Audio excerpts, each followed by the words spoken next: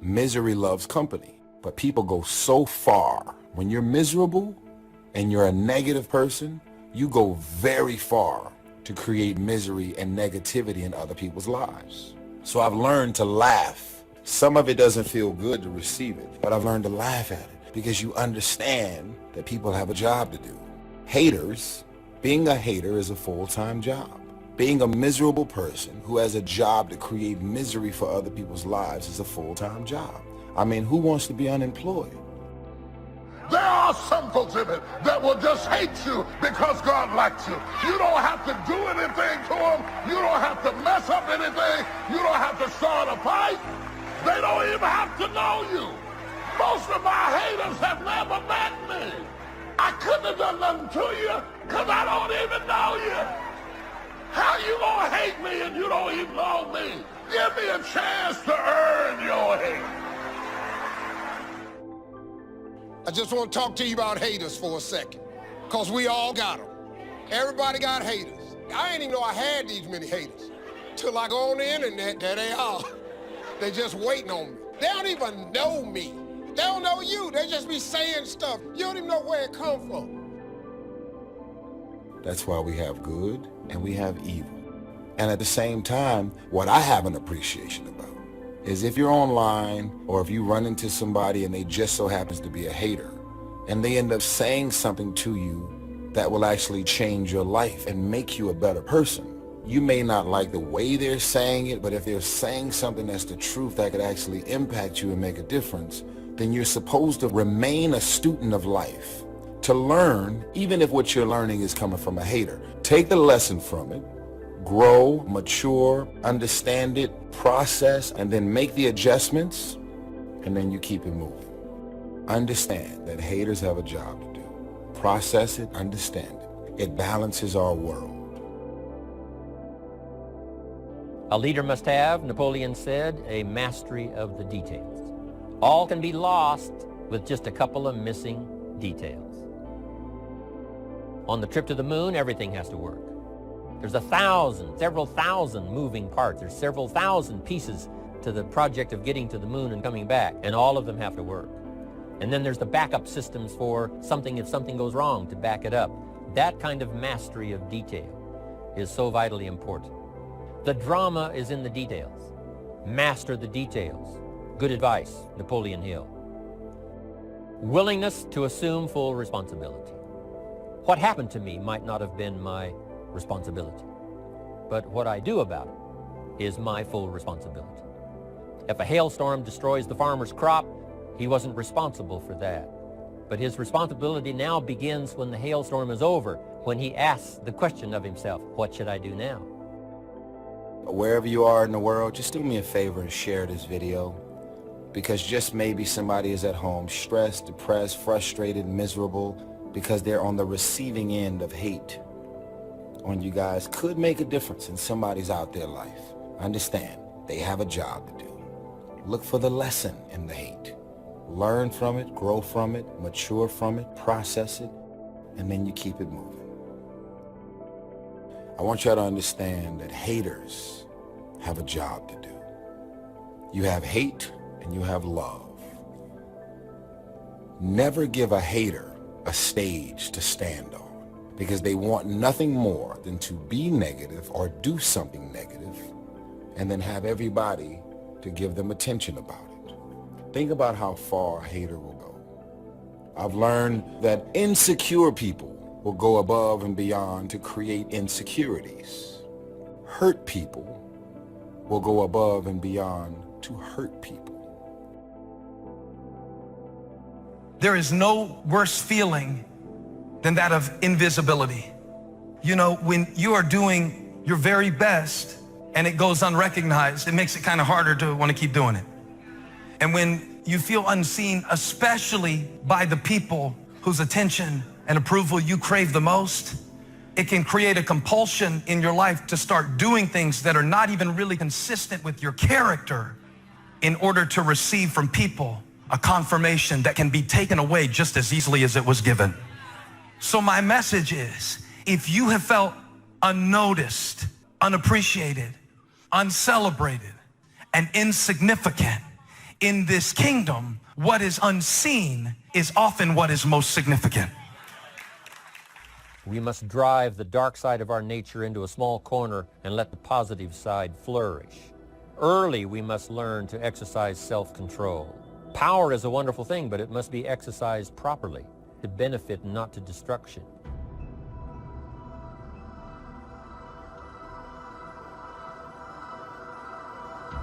So self-control is certainly necessary to be a strong leader, so that you can become the best example. The example of having your temper well managed, having that dark side of your nature under control. The best example of choosing wise words and not being careless, that kind of control. Control of your desires so that they fit into the positive side of life and not the negative side. Self-control, very important. When you decide, I have had enough, a leader is about to be born. Toleration is the graveyard of leaders.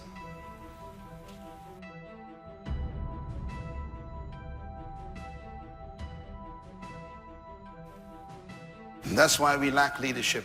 Everybody wants to be liked. Nobody wants to rock the boat. And that's why we're not leaders, because we want everyone to agree with us. We still apologize for being successful. We feel ashamed to be in charge.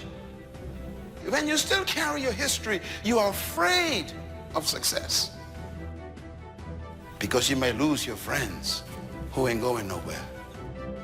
Very subtle problems. Your attitude is so powerful. It creates your atmosphere. It also is a source of your natural lifestyle. And if you're going to change your life, you got to change your attitude. Now here's the bottom line. Your belief system is the source of your attitude.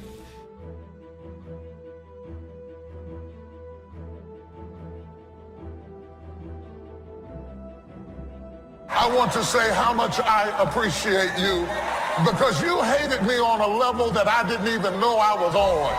And you hated me so long that I had to go back and stare at myself to see what you saw in me that made you hate me that bad. And I started discovering who I was because you changed my perception.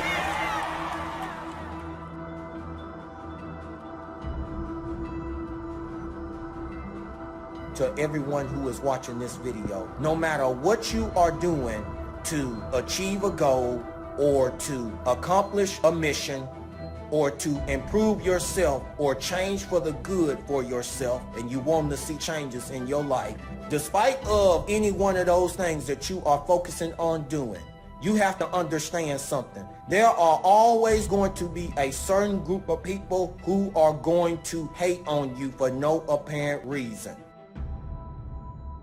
But it's going to be dependent on how you respond to it and react to it. You can either react by allowing the negative words of those haters based on what they have said consume you, and to let it rule over you and allow the voices of those negative words to get into you, and then to the point of defeation that you cannot do it. Or you can ignore and don't be bothered with it, and then stay focused on what you are doing. Have a plan to improvise, and then adapt, and then overcome in order to accomplish whatever that you are focused on for the good for yourself. If we talk about getting set and free from sin and shame, we need to get set free from people. Not that we don't care about them, but we can't be controlled by them. If you have a certain group of people who are hating on you for no apparent reason, they're sitting there saying, you can't do this, you can't do that, you cannot accomplish this, you're not able or capable of doing that. That ain't gonna never happen into your life for the good. The first thing you need to do is ignore what they said and don't be bothered with it. And then in the midst of it, while these people are saying all of that jibber jabber and stuff, Do not argue with them. Focus and work and move in silence behind closed doors. That's what you need to do. Here's what's called the self-knowledge acid test.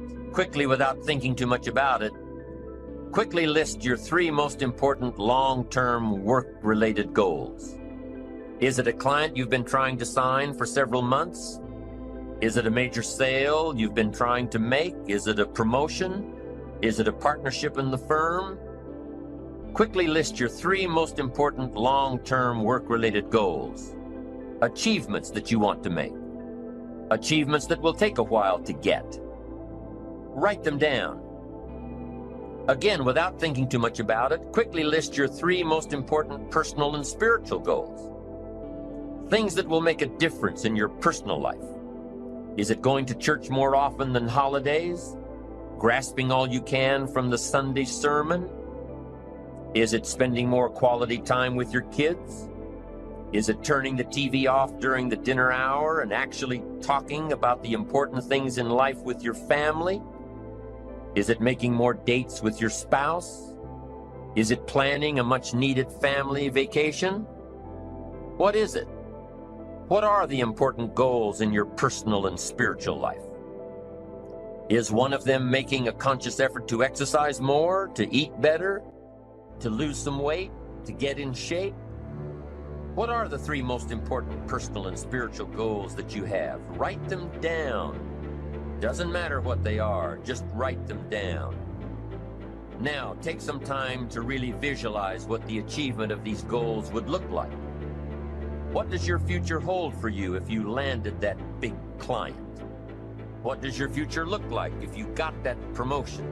If you spent more time with your family? If you planned more outings with your spouse? What does your future look like? Really spend some time on this now.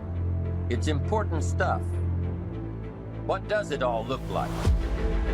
Ask yourself, is this really my goal? Is this truly what I want? Is it a positive goal? Is it important enough to me to become what it takes to reach this goal? Is it mine? Is it worth it? If your 3 goals on the career side and 3 goals on the personal side don't stand up to these questions, you need to take some time to carefully redefine a few things. Redefine your list. Redefine where it is that these goals came from.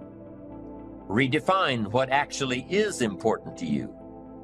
Redefine how hard you'll really work to get them. Now, there are 2 parts to this goal setting and redefining process.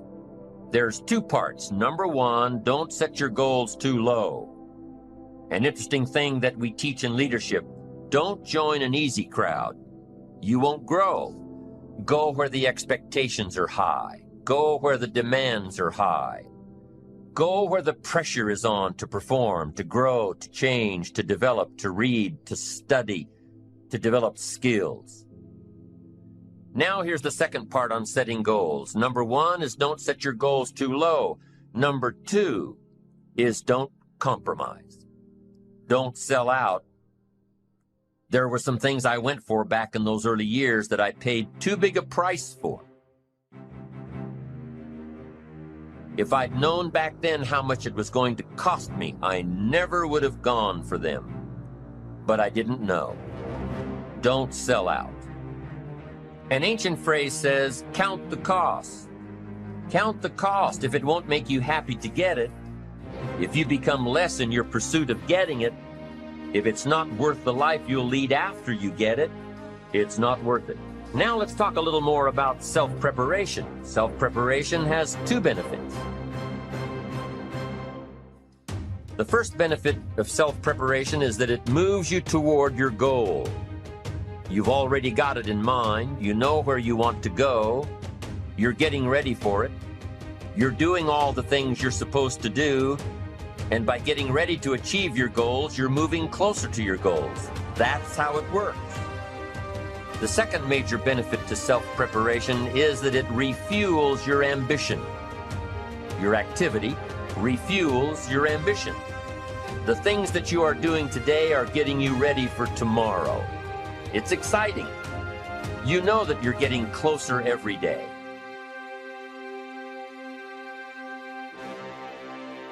Ambition must be kept alive, be kept active, must continue to move forward. Otherwise, you're just daydreaming. You must keep active, keep moving forward so your ambition can fuel you, motivate you, get you where you want to be. Self-preparation. The benefits are, number one, it moves you toward your goals, and number two, it refuels your ambition. Be prepared. Get ready. This method of self-preparation involves 3 steps. Step 1. Carefully consider where the next opportunity for reaching your goal will originate. Where will it come from? Will it come from networking with your colleagues? Will it come from reading the last book that you bought? The book that's still sitting on your shelf waiting to give you some answers? Will it come from you taking the time to think it out? Where will it come from? The next opportunity that will push you forward. If you don't know, here's what you have to do.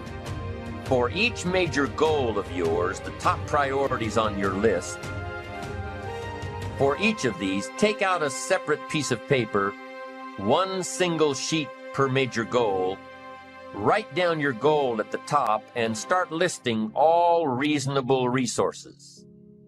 Write down every possible place that you could find the opportunity to achieve this goal. And with each resource, classify them. Ask yourself, is this resource a sure thing? A good bet? About even chances? Unlikely? A long shot? Ask yourself these questions and classify all of the resources you have written down. That's the first step. The second step in this method of self-preparation is to make sure you know what you need to do to be prepared for your opportunities. Take your sure things first. Figure out what you need to do to be prepared when they happen. Break down your preparation into concrete steps. Make sure that you know exactly what you have to do to take advantage of the opportunity when it comes your way. Let's say that one of the top priorities on your career list of goals is to get this new client. Let's take it one step further to say that on your resource list for this goal is to have a lunch meeting with a friend who just happens to be the mentor of the client you're going after. Is this friend of yours a sure bet on your resource list? Well, let's say he is.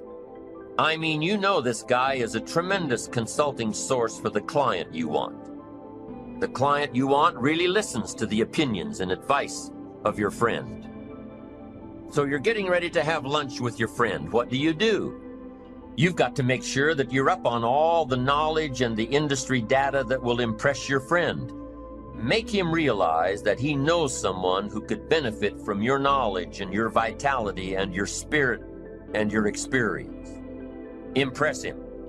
Impress him so much that he goes back to his friend, the client you're after, and tells this prospective client of yours that he needs to do business with you. Be prepared. Go through your entire list of goals and resources and classify them.